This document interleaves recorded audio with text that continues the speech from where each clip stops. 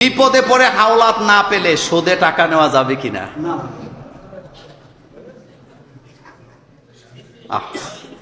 আপনারা হাসেন না। এই প্রশ্নটা আসলে সত্য। আমাদের দেশে এখন হাওলাত চাইলে কেউ দেয় না, সুদে চাইলে মসজিদের সভাপতিও রাজি। কথা কন না কেন? আসরের নামাজের পরে মসজিদের সভাপতির কাছে বয়ে কয়, ভাই ছেলেটা বিদেশ যাবে, সব টাকা দেওয়া আসে, শুধু ফ্লাইটের টাকাটা বাকি, টিকিটটা কাটলেই যেতে পারে। কয় আমার কাছে টাকা টোকা নাই। তোকে ভাই টাকা নাই, অসুবিধা নাই, একটা ব্যবস্থা করেন, যেমনি হোক, সুদে লাগলে সুদে হোক, যেমনি লাগে এমনি ব্যবস্থা করেন। কয় তাইলে ঠিক আছে, একটু দেহি, তোরে কালকে জানাবো। আলমারি খুললে টাকা গইনা দেখে মাশাআল্লাহ ৬০-৭০ হাজার টাকা আছে। এবার কয় শোন, তোর কথা তো বলতে পারি নাই, আরেক জায়গা থেকে আইনা দিছি, তবে বেইমানি করিস, আগে দিয়ে দিস। এরকমের সুদখোর বাংলাদেশে নাই।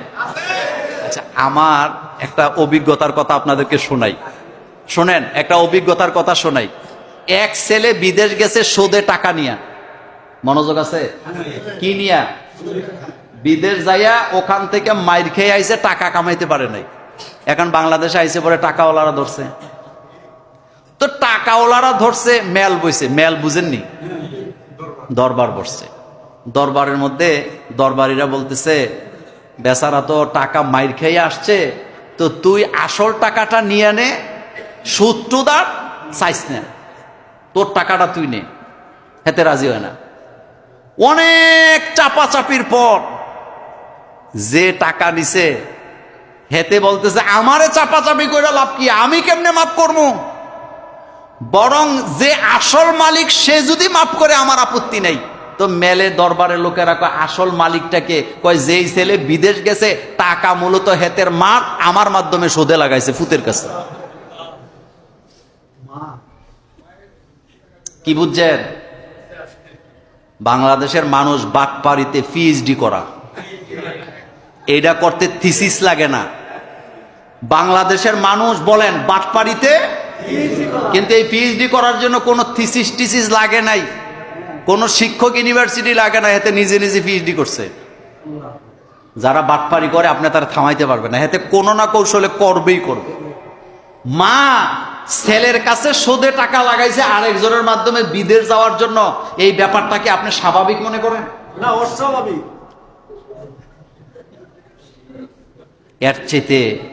এর চেয়ে ভয়ঙ্কর কথা আর কিছু আছে?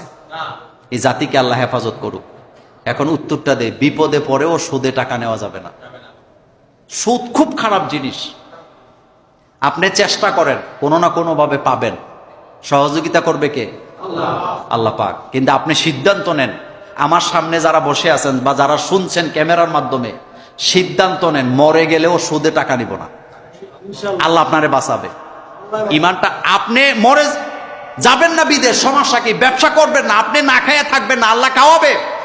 আপনি সিদ্ধান্ত নেন, আমি মরে গেলেও সুদে টাকা নেব না। কারণ গত জুমায় বলছিলাম, সুদে যারা টাকা নেয়, যারা লাগায়, যারা লেখে, যারা বহন করে, যারা সাক্ষী হয়, যারা বিচার করে, সবাই দায়ী। সবাই কি দায়ী? এটা খুব খারাপ ব্যাপার। এবং পৃথিবীতে যত অপরাধ আছে, একটা অপরাধের একটা গুনাহ, শুধুমাত্র সুদ একটা অপরাধের ৭০টা গুনাহ।